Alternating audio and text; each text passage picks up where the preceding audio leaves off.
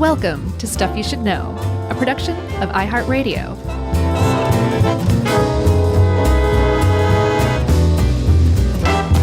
Hey, and welcome to the podcast. I'm Josh. There's Chuck. Jerry's here. And this is Stuff You Should Room. Stuff you should know, everybody. Calm down. Yeah. Stuff you should know about a specific car maker, a legend, and possibly a real jackass. Who did this for us? Was this Livia? Yeah, Livia helped us with this one. Can we read how she titled it? Sure. John DeLorean, celebrity weirdo car maker. She pretty much nailed it in the title. It's true. Like, he was a celebrity. He was very weird, and he was a car maker. As a matter of fact, that's where he started to get his celebrity, was in car making. But she likens it, and I think quite correctly, to the rise of, or he prefigured the rise of the worshipped tech god, like Elon Musk or Mark Zuckerberg, these people who have been held up to these amazing standards, and like you just think they can do anything. They're doing all this amazing stuff when it really turns out that they're, they just want to party with some starlets, Right. And that's a lot what John DeLorean's life was like. He was like, okay, I got here and now I want to do everything that's fun and has nothing to do with how I got here. And that inevitably leads to the downfall. Or, as I saw it really aptly put in one of the articles, he succumbed to that most American of maladies. He believed in his own myth. Yeah. You never want to do that, everybody. Have you seen either one of the documentaries? I haven't yet, no.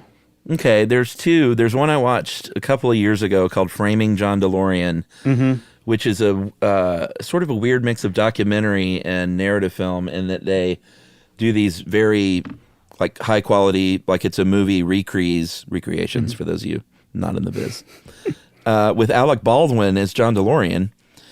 And then there was another one. There's a 3-part on Netflix called Myth and Mogul, John DeLorean.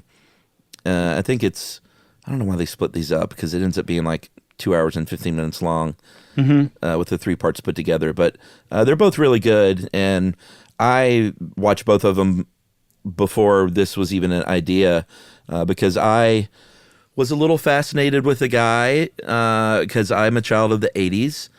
And I remember, as you probably do, on the rare occasion when you would see a DeLorean or be in a neighborhood where the kid's like, there's a DeLorean in our neighborhood. Like, so-and-so's dad has one. They were that rare, that cool, that different. And I also lived in Bernardsville, New Jersey after college, which was just about 3 or 4 miles from where John DeLorean lived. And I remember when I moved there, they were like, yeah, John DeLorean lives like right down the road. Oh, is that when he lived in his estate or his condo? Yeah, that was when he lived in Bedminster, and we'll get to the history there and whose hands that ended up in. But DeLorean was just a person who really, I was at the right age, I think, when it all came crumbling down. And of course, Back to the Future, like, he was just someone I was fascinated with, and I loved watching these docs, and I loved like doing this research. Well, I mean, he is an astoundingly fascinating person. Yeah, I'm not saying I hold him up to some like great human, but just fascinated by him, like you said. There are people out there who consider him a visionary, and he was. His image, he was, sure, but he was also like a straight up grifter and a con man in a lot of really, really important ways. Yeah. He was also what I would call a proto douche, as it will become apparent later on. Sure. But he was all of these things and more. He was also a great self-promoter. Yeah. But what's amazing about it is if you step back and look at his background and where he came from and how he became famous, it was through his own smarts. Oh, yeah. It was through his own great education that his parents made sure he got. He was an engineer. He was a car engineer, and that's how he made his name, by doing really good, amazing work. And then eventually he kind of Peter Principled himself out of that work and that's when he started to get into trouble. Yeah, I think when I was younger, when I was a teenager and knew sort of the lore, I thought that he was just some rich guy who had this vanity project of a car company. I did not know until much, much later that he was a really great sort of brilliant engineer and like put so many great cars on the map at GM as a young executive. Yeah. And I think I appreciated him a lot more as like, okay, this guy, like, he knew what he was doing. He had certainly tons of faults, like you said, but he wasn't, I just thought he was a rich guy who's like, I want a cool, different car.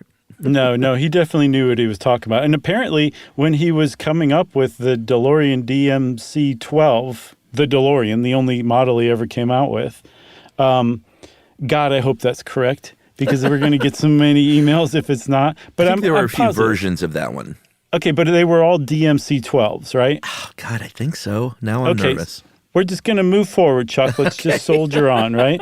All right. He wanted that to be like a valuable car. It was named the DMC-12 because he wanted the starting price to be $12,000, an affordable, you know, at the time, expensive, but still not out of the reach of somebody who wanted to really get one of these. It wasn't just for the rich and wealthy and famous. He wanted it to be reliable. The prototype had airbags. It had an onboard computer. It had an anti-theft system. This is in the early 80s. This is long before anybody was doing stuff like that. And so he really did want to make a really good car. It just didn't quite work out that way because he got into his own way, I would say. He had a emergency handbrake on the left of the driver, so some angry friend in the passenger seat couldn't yank it up and kill you. Is that true? Well, I don't know if that's why he did it, but it makes sense. Put it on the left so no one else can get to it. On the left. Huh, that makes sense. I wonder if it's because most people are right-handed or more people are right-handed. I don't know. I say we can start back at the beginning, Chuck, because we're getting in our own way now. That's right. He was born John Zachary DeLorean in Detroit. No surprise, in 1925. He was born to not a lot of money. In one of the documentaries, they described his neighborhood as fairly run down. His parents were immigrants. His dad was he was Romanian, and his mom was Hungarian. She was a line worker at GE, and his dad was a foundry worker and a union organizer, but not a good dude. Drank a lot, was abusive, and he did not see him again after his about 16th or 17th birthday, I think, when his mom divorced him. Right. And like I said, he got a really good education, but he was also a really great student. And he went to technical school. He went to Cass Technical High School. He went to the Lawrence Institute of Technology. And he was basically set up to become a car engineer from a very early age. He fought in the Army during World War II and then came back and got a degree from the Chrysler Institute, and then finally in 1956 became a full-fledged auto engineer, starting with Packard, and then he moved to General Motors. And then with General Motors, that's where he would start to make his name. Yeah, he was married a few times, and we'll kind of touch on the various wives. It sounds like he wasn't the best husband in the world, but I don't think I don't know. I don't want to go there because when you're not in a marriage, how can you comment on how it really is? Sure. You know? In 1954, though, he married Elizabeth Higgins, who was his first wife. They were married for about a decade, never had kids. And that's when he kind of first got his career going at GM with Pontiac. And he, I think in this documentary, described himself, early on at least, as the squarest guy at General Motors, which is just noteworthy because of what he became, which was certainly not a square guy at all. Right. He also had a bunch of patents to his name, like the recessed windshield wiper. Yeah. The hidden radio antenna. That's a good Stacked headlights. I mean, stuff that you still see on cars today, or certainly did for many, many years after he invented them. And he ran into a problem really quickly, though. He had a really good eye for design, and he also realized that youth culture was starting to become a thing. Like teenagers were suddenly invented, and teenagers liked cars. Yeah. But the problem was Detroit was putting out a certain type of car, and that was a big, giant boat that you couldn't even feel any movement whatsoever in. You were just floating down the road, and that's what GM thought everyone would want because that's what the old execs at GM wanted. And DeLorean saw very early on that this is wrong. There's a whole sector out there that we're not even touching, and he really kind of focused on that.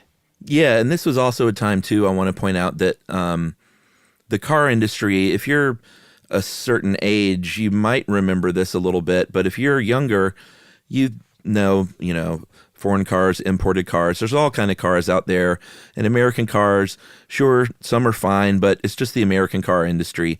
Back then, the American car industry these were the biggest corporations in the world, and they were rock stars. We talked a little bit about it in the Pinto episode, I guess.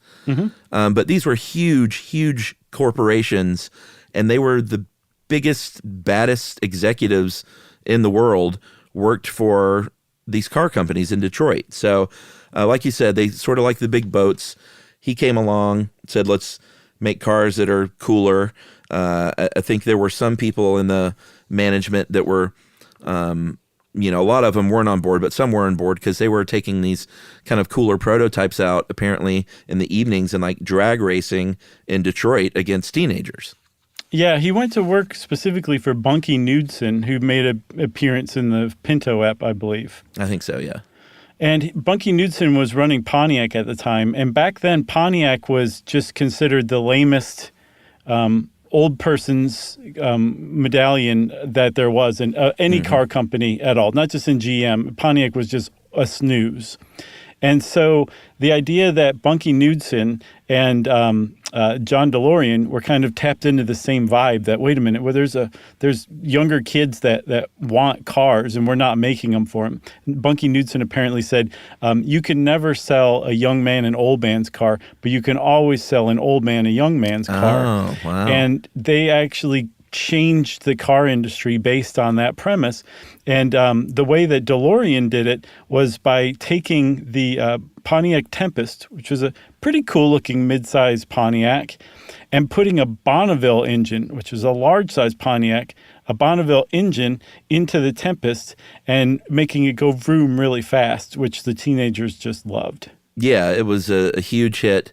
Apparently, GM even had a rule that said you can't put that big of an engine in a car this size. But they did it anyway as a special option on the 64 Tempest. And DeLorean named this, of course, the GTO. It was the GTO package initially. And he named it after it was a Ferrari, but there were sort of road racing cars in Italy were Gran Turismo Homologatos. Very nice. And that's where GTO comes from. And it was a huge hit out of the gate. And Pontiac all of a sudden went from snooze to, boy, I wish I had something that rhymed that wasn't lose. Cruise. Yeah. Toward the top. Oh, boy. That was perfect stuff you should know material. That was the best I could come up with. No, that's right. Pontiac was just hot as fire all of a sudden. Yeah, so DeLorean created the first muscle car. The GTO is widely considered the first muscle car, and it kicked off this huge trend of muscle cars, and you can thank John DeLorean for that. The GTO also was hugely successful because DeLorean and Knudsen and the Pontiac gang figured out that you really wanted to market these things a certain way too. So they marketed the GTO specifically toward young people. I think one of their ads said, the Pontiac GTO, buy one before you're too old to understand. I'm not kidding. Like that was an advertisement. There was GTO cologne. Tom McAnn came out with some GTO driving shoes, and the sole was, the sole was designed to fit right into the pedal of a GTO, so you could push the pedal to the metal faster and go balls out. Oh, that's right. This all reminded me of my dad, who, even though he was an elementary school principal, went out without asking my mom at all, and he bought a Porsche 911. Wow. Which we could not afford. Wow. And he immediately had the Porsche sunglasses, the Porsche jacket, the Porsche hat, baseball cap, and I think like one other Porsche thing. He was not to be disturbed while he was eating his Porsche breakfast cereal. At the time, I thought, your dad brings home a Porsche 911. It was beautiful, and he had all this stuff, and I was like, how cool. And then I got a little older, and I was like, what a What a terrible thing to do in a marriage. I know. Without asking, good Lord. All the financial stress it caused, and then all this douchey side stuff he was wearing. I don't know. We won't get into all that. So back to John DeLorean. Because of that GTO thing, he was promoted to the head of Pontiac. I'm not sure where Bunky Knudsen went. Maybe this is when Knudsen went over to Ford to work with the Pinto. But he was 40 at the time, and there is a great article on this. It's the longest long form ever. It's called Demon Underneath. It was by Alex Papademos. It's on the outline. And he basically says that that DeLorean was the youngest general manager at GM. He was 40, and that at the time that made him basically prepubescent by Detroit standards, being 40. So it was a really big deal that he was made general manager of Pontiac. That's how big of a breakthrough the GTO was. And then, as if that weren't enough, he followed it up with the Firebird then the Grand Prix. Crazy. So in 3 years, he invented, in about 5 years, he invented the GTO, the Firebird, and the Grand Prix. I mean, legend, man. Total legend. He could have retired then and made his name in car history and not for a bad cocaine deal. Right, exactly. Spoiler alert. He didn't, though. He decided to go a different way. And I saw it explained as such, Chuck. I don't remember who said it like this, but I think one of his fellow travelers from the time and in that circle said that had he come up in sales, he would have known very quickly that partying with Hollywood types is kind of a snooze, that they're not actually good people, they're not that much fun to be around, it's kind of high stress. But he wasn't exposed to that until much later on when he became an executive. But he didn't come up from the sales side. He came up from the engineering side. So he had no point of reference for that. So to him, partying with Hollywood stars was the coolest thing you could do. And it was the first thing he started doing the first chance he got. All right, I think it's a great cliffhanger for our first break.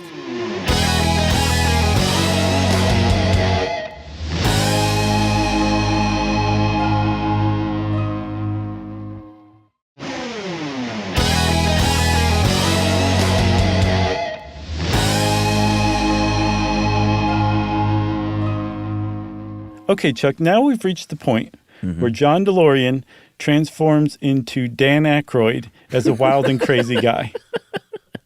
I thought you were going to say Dr. Detroit for a second. Oh, that kind of works too, but I think wild and crazy guy is even more accurate.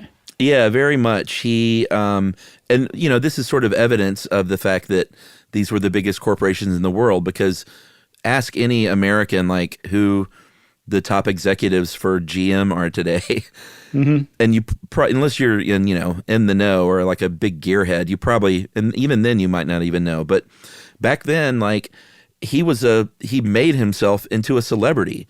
He started dyeing his hair. He went gray pretty early and was admittedly a very handsome man. But he just was sort of this idealized in the Magnum PI era of or this is kind of pre-Magnum, but just sort of that era of that machismo. He was tall, and he had this hair coming out of his shirt, like this hairy chest, and he didn't button his shirt, and he had this cool hair, and he made himself like you said, or like I said, he said he was the squarest guy, and I think he just really wanted to change that. So all of a sudden he's dating, literally dating Raquel Welch and Ursula Andress, and these, bombshell Hollywood actresses, and of course divorces his first wife in 1968. And we should mention that she sued him for cruelty. So he probably wasn't a great husband. But he immediately gets married. This is sort of his MO, is let me marry someone about half my age. He married a 20-year-old named Kelly Harmon when he was 40 years old, and they adopted their son, Zachary. Do you remember those weird Tic Tac ads from the 80s where it was a real close-up of a blonde lady, talking about how much she enjoys just one Tic Tac? Sure. That's Kelly Harmon. Was that her? Yeah, and it's Mark Harmon's sister, by the way. Oh. Another fun thing from the documentary is this came from his own mouth. He was talking about his sex drive and how, he has a pretty substantial sex drive. And he said, what man in history, no man in history has ever accomplished anything that didn't have that trait. So and I was like, oh, wait till podcasting comes around, my friend. Nailed it. Chuck, think about that, though. He's the kind of guy who would say that to a reporter and then hope that the reporter kept that in the interview when it was published. It's kind of Ron Burgundy-esque. Yeah, but way more self-aware. Way more self-aware. Ron Burgundy was, or still is, I guess. He has a podcast himself. It just kind of aloof about himself. John DeLorean was very tuned into himself. Yeah. He just thought that what he was doing was the coolest thing ever and didn't realize that it actually wasn't super cool at all. Yeah. He got facial reconstructive surgery. And not throwing shade if people want to do that kind of thing, but he went through a big midlife crisis, is how this one woman in the documentary who wrote a book, not about him, but she interviewed him for the book. And I think he even kind of admitted it when he hit his 40s. He lost a bunch of weight, grew out of sideburns, started dyeing his hair, got chin and jawline implants to make him look more masculine and rugged. And started dressing, I think it was that guy that wrote the article, Papademos, said he starts showing up to manage a division of the most conservative corporation in America like he manages the Partridge Family. Yeah, just like Reuben Kincaid. Yeah. So he kept like bringing the goods, like even while he's having this really embarrassing midlife crisis. He's still creating like great cars. Like he came out with the Monte Carlo in 1969. He was the head of he became head of Chevy. So he moved from head of Pontiac to head of Chevy. That's a big deal at that time. And then he even advanced all the way up to what they call the 14th floor at GM. So he went from Pontiac to Chevy to now he's one of the main executives running one of the biggest corporations in the country, and he's walking around with like his chest hair sticking out, making like finger guns at people. Like on his way to a meeting. But the thing is he did not fit into that world at all. He did not. He bristled at that kind of stuff, and they didn't like him any more than he liked them. Yeah, I think in 1972, he was the chief of GM's truck and car division, which he said was about 92% of what they produced. And this was the first, I think he was rumored to be in line for president. And this was when, over these couple of years in the early 70s, was when the first whispers of, like, how is this guy, like, he makes good money, but how is he living this kind of lifestyle? And is he grifting the company at all? And there were rumors that he was taking kickbacks from parts people, like suppliers, and the sort of rumors of impropriety started cropping up around this time. What's crazy is this would plague him for the rest of his life, basically. And yet, anytime like something was formally done to investigate him, to bring him up on charges, it wouldn't stick. They just wouldn't stick. They never got him on anything that he did. And he did plenty of it. Some of the stuff he probably didn't do, but he had that kind of reputation that was so bad that somebody might still try to sue you based on how bad your reputation is. Yeah. And yet none of them were successful as far as I could tell.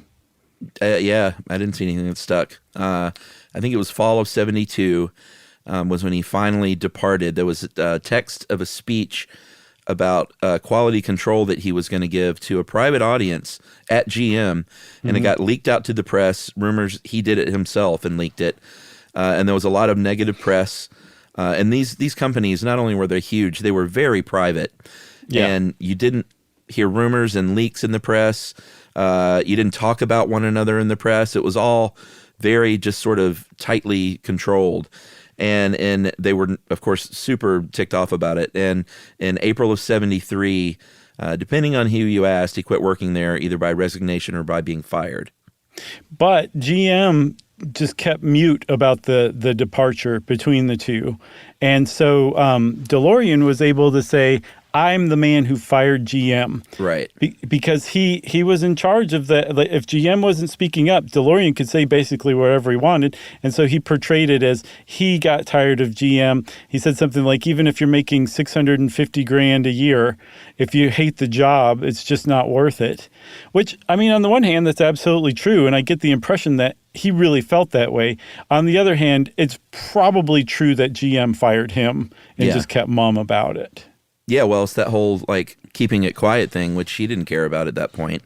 No, but he had been living, Chuck, largely on GM's dime. He expensed everything he could, including stuff that never should have even been remotely expensed. But he was living on GM, and suddenly he wasn't able to expense everything. He still got his bonuses. It was part of his departure package, but he wasn't able to expense anything. And now all of a sudden, his lavish lifestyle is not being underwritten by anybody. Yeah, he after this separation from GM, he gets divorced. I guess he looked at Harmon and said, enough of the Tic Tacs. You're 25. You're getting a little long in the tooth. And so he started dating a 22-year-old when he was 48 named Christina Ferrar. And she was a very, sort of semi-famous model. I guess she was pretty famous. Because I remember like seeing pictures of her at the time even and saying like, oh, I know who that is. And they had 4 homes. They had the apartment in Manhattan and the aforementioned mansion on 434 acres in Bedminster, New Jersey, which is right down the street from where I lived. And they had a daughter in 77 named Catherine. Yeah. So by all accounts and in all appearances, he suddenly was in a new phase of life, free from the shackles of GM's button-down corporate culture. New wife, new baby, new house, new houses. And it's time for him to reinvent himself even further. And he's going to do that, he decides, by coming up with the most amazing car America has ever seen. Right. But he had a non-compete. And GM was like, hey, part of the severance package, if you want to keep this money coming your way, you can't just jump over and start working for another car company. So he sort of on the down low started working on the DeLorean car or the DeLorean motor company. And I think he thought, he definitely thought, well, this little sort of small production run of this weird sports car, I'm not working with another car company, so that probably is okay with GM. And then once he started working, because, he couldn't do it all by himself, so he had to kind of contract out and work with other car companies. Right. And they said, all right, you're now cut off. But that's also pretty rich that he's like, oh, we're just too dinky to be considered a competitor. Totally. When one of the reasons he wanted to found DeLorean Motor Company was to show Detroit, to stick it in their eye, to show them how to make a real car, in very much the same way that Elon Musk sought to show Detroit how to make an electric car and was actually successful in that sense.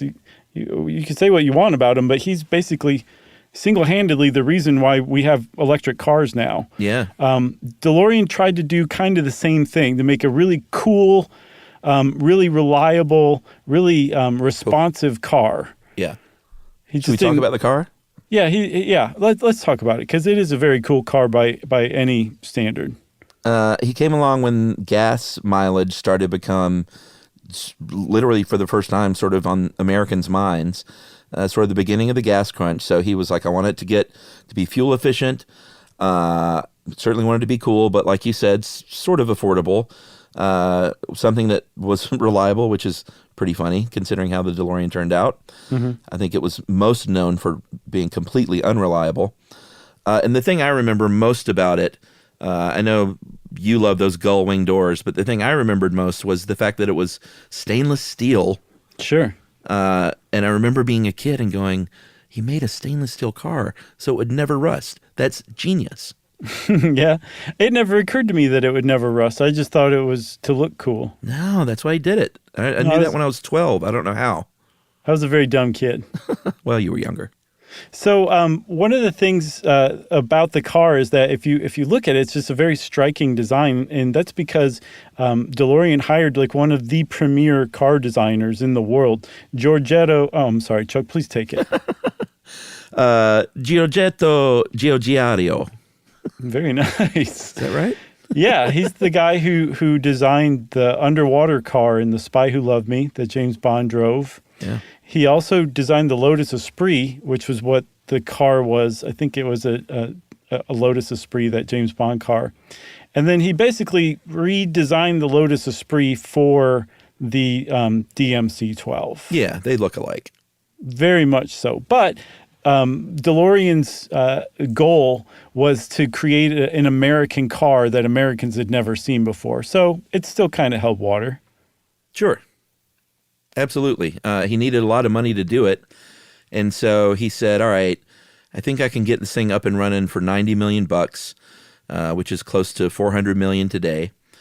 And he set up a deal with Puerto Rico to manufacture there, and in exchange for $60 million in guaranteed loans. Mm-hmm. And then Britain stepped in and said, oh, no. He said, hold my tea. Yeah, we'll give you. Oh, that was good. We'll give you a lot more money than that, my friend, if we have some troubles going on over here, so much so that they're literally called the Troubles. Uh-huh. I don't know if you've heard about all the bad things going down here between the Catholics and the Protestants. And there's a lot of turmoil, and we've talked about this stuff on our podcast. They didn't say that because they didn't have a podcast. But they said, right. If you bring your factory to Belfast, of all places, we'll guarantee you $106 million in investments and loans and grants. Yeah, and anyone who listened to our Bobby Sands episode will remember that Belfast was like kind of ground zero for the troubles in Northern Ireland. And this spot that they selected, a old cow pasture, was actually right between a Protestant housing development and a Catholic housing development. And they wanted to build the factory right between them. Yeah. Or lower at least the 80% unemployment in the area. 80%, people out of 10 in this area were unemployed at the time. And John DeLorean was going to come in, build this state-of-the-art factory, and hire thousands of these people, Protestant and Catholic. And he was sensible. They built separate entrances for each group. For real. I know, it's nuts. But he came to town, and in a lot of ways, it created this sense of pride that had been missing among the workers that he hired. Yeah, he certainly the money was the biggest part of it. I'm sure Britain was like, this is great, we can put these folks to work. But he just wanted that 106 mil. I think he got another 31 million from investments in the U.S., mm-hmm. private investment, including Johnny Carson. I think he went in for $500,000, a ton of money, especially back then. And our old friend Sammy Davis Jr., mm-hmm. How did he accept? He said, "Babe, I really dig those doors. I'm in for 150." So he invested as well, and he's got his money. He's got his separate entrances, and on October 2nd, 1978, they broke ground on the plant mm-hmm. To great protest. Yeah, there were plenty of protests. Again, there were a lot of people who were like, this is awesome. We're going to have good jobs. These are highly skilled technical jobs that are being created out of thin air here. But there were plenty of people who were like, this is a British project that they're building in Belfast. Brits go home. Yanks go home. So not everybody was on board. And as a matter of fact, throughout the time that the Belfast factory was operating, DeLorean spent as little time there as possible because he was really worried about being murdered or kidnapped. So he did not hang around there, and probably rightfully so. I'm sure he would have been a pretty good target for IRA or the Ulster Liberation Force. Yeah. Who knows? And I'm sure anybody would have liked to have kidnapped him at the time. He was extremely famous and well known to be super rich. But there was another kind of bad sign, aside from the protesters, that some people still to this day say is what cursed DeLorean Motor Company, and maybe even John DeLorean himself. Was this the fairy tree? Yes. Yeah, there was a special plant there on the place where they were going to build this factory. It was a hawthorn bush, and they called it like a fairy tree. These workers there said, we're not going to cut this thing down. I'm not going to do my bad Irish accent and try and say it that way. Okay. But they did. Eventually, someone removed it, and some people say like that was, the curse of the fairy tree. That was Scottish. Yeah, it was pretty Scottish. It was Depending on where super you Scottish. are in Ireland, though, that can pass. It sounds like Groundskeeper Willie. Yeah, it did. So the factory did open. And again, DeLorean wasn't there very often. He spent his time in Park Avenue. But his cars were suddenly being assembled. The thing is, during the design phase, he hired Lotus to build these cars. Lotus was making cars that were assembled by hand. Now, DeLorean was asking them to build cars on an assembly line, and Lotus was like, okay, we're going to have to make some compromises here. And so little by little, the DeLorean DMC-12, the production version, became less and less like the dream version, the prototype that DeLorean had come up with. And some of the compromises he made basically sunk the car.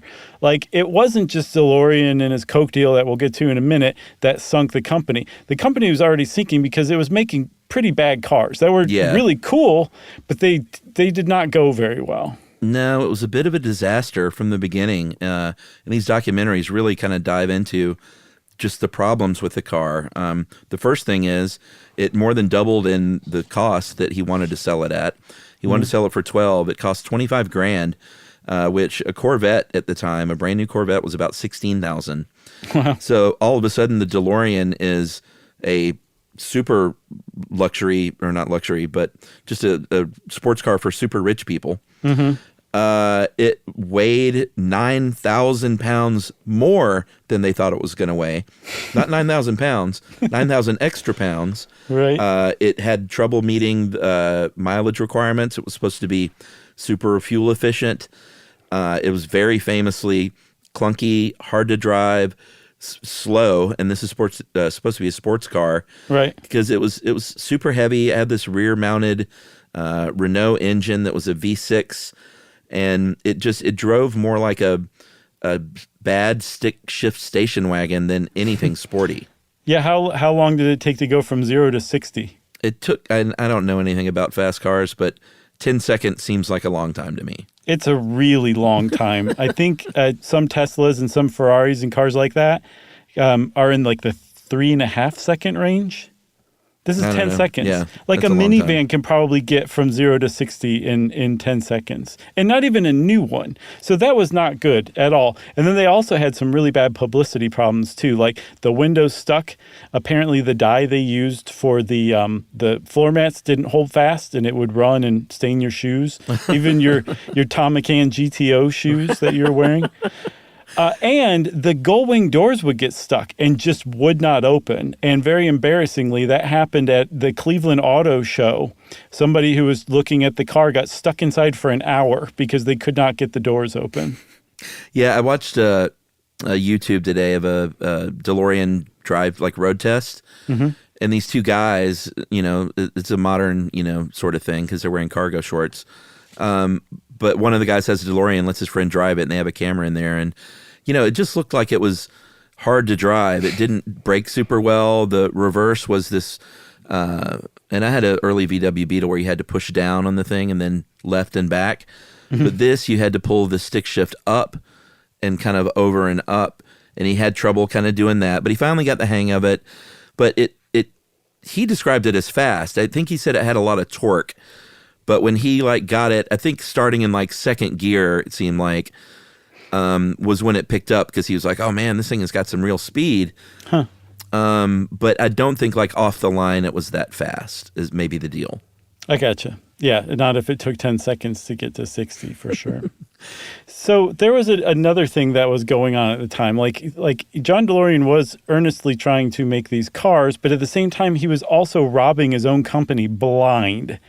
The first thing he did with that British investment money of, I think, about $130 million was to set up a Swiss bank accounts that he transferred the money through. And then apparently, and I don't believe this has ever been proven, but it's basically just open your eyes, people. Mm-hmm. a lot, if not most of that money made its way from Switzerland to his personal accounts to finance his life. So basically, he said, thanks for all the money, Brits. You're chumps. I'm stealing this for my own personal gain. And that's what he did right out of the gate. And that's why I say he was a genuine grifter. He grifted the British government. He grifted some guy who owned a Wichita Cadillac dealership. Like, he grifted a lot of people. And in addition to all of the amazing stuff that he did, he also became like a genuine, serious, dyed-in-the-wool grifter. He grifted Sammy Davis Jr. Yeah. I mean, for that alone, that's pretty infamous, if you ask me. All right. It just occurred to me we haven't taken our second break. So No. let's take a late break. We'll pour one out for Sammy's 150. And we'll be right back.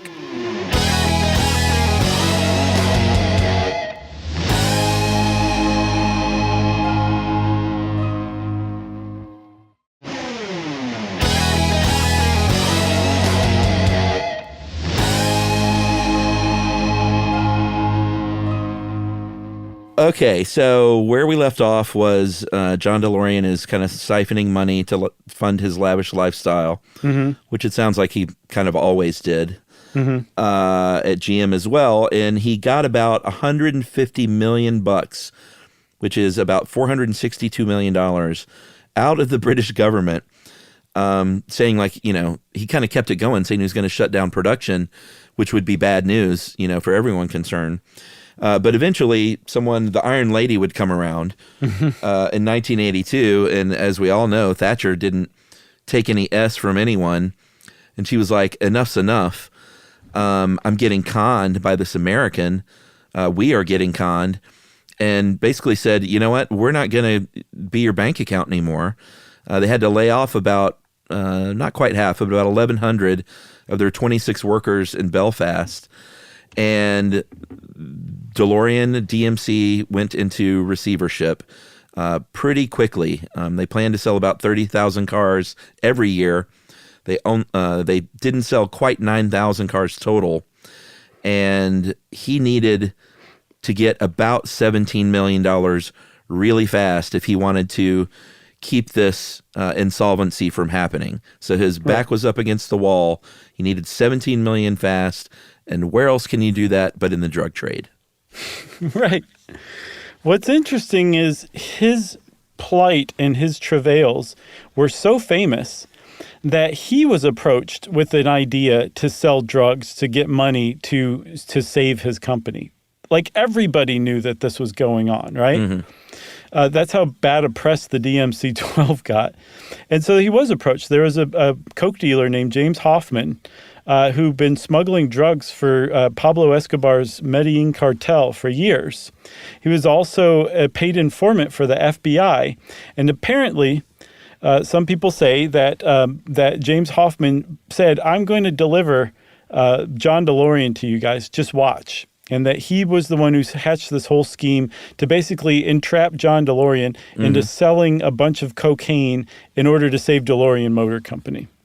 That's right. The deal was specifically almost 60 pounds of coke for $6.5 million that DeLorean, or, you know, through his channels, would then quickly turn around and sell for $24 million, which would, in theory, I guess, solve his financial problem with shutting the company down, or at least that's how he saw it. But like you said, he was Hoffman was a paid informant. There was another guy on the scene who was a real undercover FBI agent named John Valestra, who DeLorean thought was a mob guy. And these famous videos came out. If you grew up in that era, you saw these videos with your own eyeballs. We'll get to the twist on how that happened in a minute. But there were these famous videos of this deal that went down in I think it was like a hotel room, where it's all very clearly laid out. And Hoffman even gives DeLorean a chance to back out. And DeLorean says, I want to proceed. He tries the coke. He says this stuff is like better than gold. But what it came down to, and we'll get to the court case in a minute, is whether or not they entrapped DeLorean and came to him with this idea, or whether or not he hatched the idea, and whether or not DeLorean, you know, was right in saying that, like, hey, this guy was threatening my family Right. He said, I'm going to send your baby's daughter's head home in a shopping bag. And that's kind of where everything hinged in the trial. Right. And it would turn out that the jury basically said, like, yes, dude, this guy was totally set up, ensnared, entrapped. If you want to just look at it most basically, John DeLorean wasn't the one who came up with this drug scheme. He was approached by an FBI informant who proposed the drug scheme that's to entrapment. DeLorean. That in and of itself is entrapment, but there was also malfeasance by the FBI agents working the case. They would backdate like reports and stuff like that and alter reports. Like it was just shady from the get-go. And James Hoffman didn't come off as a particularly trustworthy person on the stand either. So in typical John DeLorean fashion, the jury acquitted him on all counts in August of 1984. So he went from being caught with 24 kilos of cocaine to walking on all counts. And that's just John DeLorean. That's the John DeLorean story, with the press covering this breathlessly every step of the way. Yeah, and here's a couple of addendums, one of which, and I don't know if this is true, but there are rumors that the British government held off on closing down that plant in cahoots with the American government long enough to get him set up and captured. So what's funny is apparently DeLorean was working on his own grift where he was supposed to put up $2 million of the money to buy this cocaine initially, and he didn't have it. So he said, you know what? I'm going to give you guys controlling stakes of That's my right. company.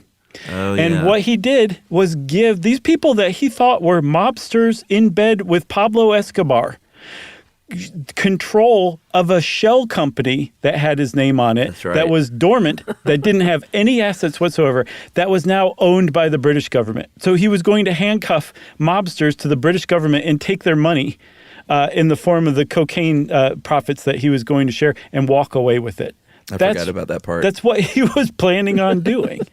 The little twist that I mentioned about how America saw this video so readily was that Larry Flint, publisher of Hustler magazine, he got a hold of those tapes, and he's the one that handed them over to PBS. And that's why everyone got to see it. And they had a hard time getting a trial off the ground because it was, on the evening news. And like I was a teenager and I saw this stuff. Right. So like everybody saw it. So eventually, like you said, that they managed to scrape a jury together that said, I think some of the quotes were they thought he was a shabby, or no, Hoffman was a shabby creep and was not believable at all. But they also thought, hey, DeLorean's not innocent here, but it was entrapment, so we have to say not guilty. Right. And they did. Again, he walked. But the thing is like his finances are a mess. Yeah. Like he's stolen tens, if not hundreds of millions of dollars from the British government. I don't know what he was doing with the money because he wasn't paying the mortgage on his estate in New Jersey. So he ends up losing that. There's another fraud case that was brought against him in Detroit. And he was accused of stealing $17.5 million in regards to DeLorean Motor Company and its funding, and he managed to get away with that one too. And his attorney Howard Weitzman later said that he was unfairly accused and entrapped in the cocaine case, but that the acquittal in Detroit was a miracle. Like he was totally guilty, and he still got off. But although he wasn't ever put in prison, his life was just becoming more and more ruined because he liked to live a certain way, but he had less and less money to pay for it, and fewer people he could scam.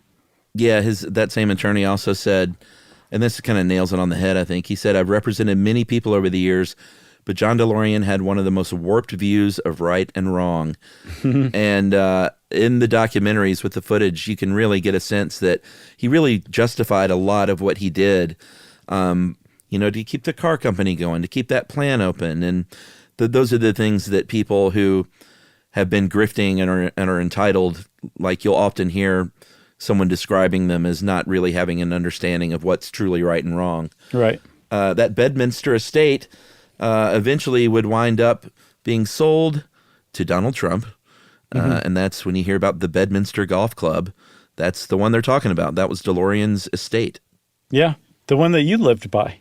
The one that The other reason it's famous. He got divorced to Farrar just a couple of months after the verdict. And although, like, modern day Farrar really kind of gushes about him, she was like, oh, John was just the best. And we had so much fun. And but she got the heck out of Dodge. He got married to Sally Baldwin in 2002. They had a daughter. He had plans to hatch a new car company. I think for a while he wanted to make a watch that was going to be powered by your movement, which I think is a real thing now, right? Not that one, but so. There are watches that are powered by your movement, right? I believe so, yes. I went to look up and see if any of these watches were ever made, and what I stumbled upon was a very limited edition watch. There were 450 of them. This is not that company, but someone got a hold of his original DeLorean and made watches out of them. Oh, wow. And I'm not a watch guy, but I saw this watch and I was like, oh, man, I think it's nice looking. Oh, yeah? But it's $2,000. So for a not watch guy, that's not happening. Speaking of collector stuff, apparently in the 1980 American Express Christmas catalog, they were offering 24 gold-plated DeLoreans, and 2 of them sold. So 2 gold-plated DeLoreans exist in the world. One of them is at like Peterson Auto Museum in Los Angeles, I think. But for a while, it was in the lobby of Snyder National Bank of Snyder, Texas. So some Snyder oil man, I'm sure, scraped up one of the 2 from the American Express Christmas catalog. Yeah, pocket in the lobby. And I don't know about that one either. Yeah. I don't want something to go by unmarked. He had a daughter, like you said, another daughter, Sheila. He was 77 at the time. Hey, that's he sex died drive. 3 years later. After he had a daughter. He died 3 years later at age 80. Isn't that nuts? Yeah, he died of a stroke. But how was he buried? He was buried in a black motorcycle jacket, jeans, denim shirt, and sunglasses tucked in to the jacket. Yeah, probably DeLorean sunglasses, I would guess. Probably. And there's a cool tombstone. Yeah, it's got a DMC-12 with the doors open. Yeah, I looked it up. Looks awesome. I'm probably going to get the same thing. Yeah, the same headstone? Yeah, I'll be like, I just make his again, but put my name on it. So we can't not talk about Back to the Future a little bit here at the end. Obviously, that's where the car got so much notoriety, was from that huge movie that was turned into a time machine.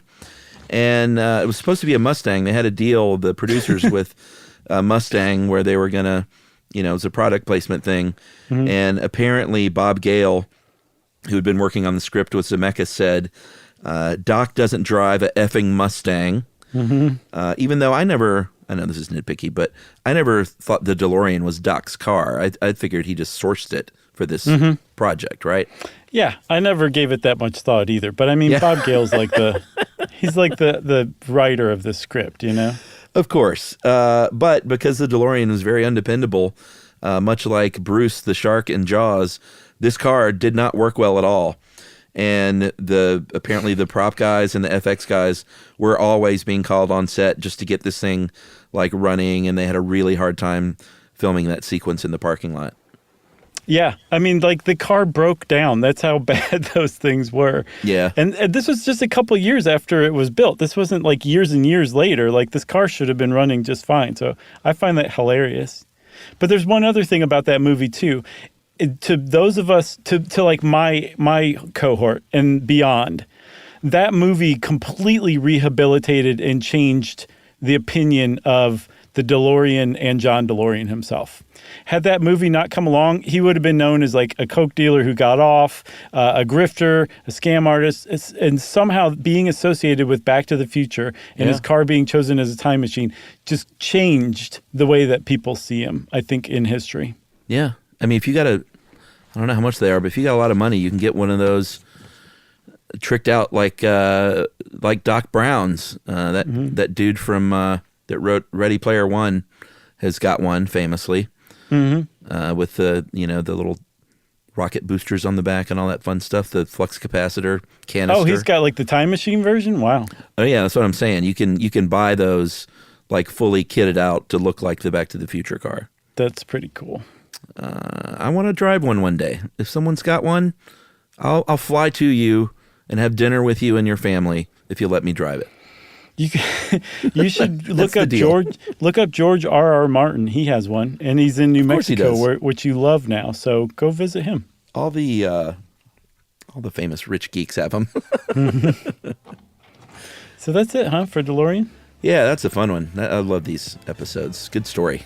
Good story. Good job, Chuck. And since Chuck said good story, I said good job. You put those two together, carry the one, you've got listener mail. Oh boy, I should read this one, but it's super long, so we'll save that. Okay. Our old friend put together a best tangents list again from the year. Mm-hmm. Great. But we'll read that one later because this one ran long. Okay. I'm going to call this Chuck Say Vacation. Hey guys, over the New Year's holiday, my husband, kids, parents, and my sister's family rented a big condo in northern Michigan. The first morning over breakfast, I asked my sister how she slept. Actually pretty terrible. We must be right over the furnace. It was really loud. Kept banging on and off all night. Maybe I need some white noise. And I said, Charles W. Chuck Bryant prefers brown noise.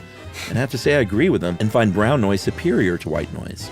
Mm-hmm. And yes, I said the full name, mimicking Josh introducing him. Nice. So you play a part too.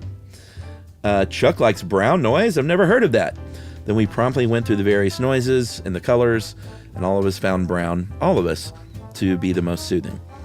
The backstory here is my sister is the one who introduced me to your show. We both love it. We all love the random topics. I think you two are a hoot. When we're wrapping up a phone call or text exchange, our running joke is to say we're really busy because we need to listen to an episode. Now, if you excuse me, I need to get back to understanding how circus families work. That's a good one. That is a good one. And then half the time we start talking about what we found fascinating about the last episode. Circling back, my sister tried the brown noise, slept like a baby for the rest of the vacation, so Chuck really saved the day. And that is from Hillary R. Vadnal, and she didn't mention her sister's name, which is really selfish. Well, thanks a lot, Hillary, and your unnamed sister. You're not selfish. I'm kidding, of course. No, of course. If you want to be like Hillary and not be selfish, you can send us an email to stuffpodcast@iheartradio.com. Stuff You Should Know is a production of iHeartRadio. For more podcasts from iHeartRadio, visit the iHeartRadio app, Apple Podcasts, or wherever you listen to your favorite shows.